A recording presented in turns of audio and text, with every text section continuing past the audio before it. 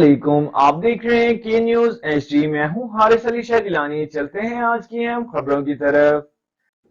मुल्की और गैर मुल्की ताज़ा तरीन खबरों से बाखबर रहने के लिए हमारा चैनल सब्सक्राइब कीजिए।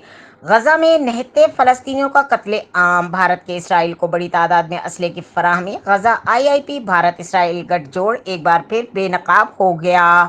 मोदी की जानिब से गजा पर निहत्ते फ़लस्तीनियों को निशाना बनाने के लिए इसराइल को असले की फराहमी जारी है। गजा पर जारी इसराइली जायज़ियत 262 दिन गुजर गए और मासूम फ़लस्तीनियों पर इसराइल की दहशतगर्दी आज भी जारी है।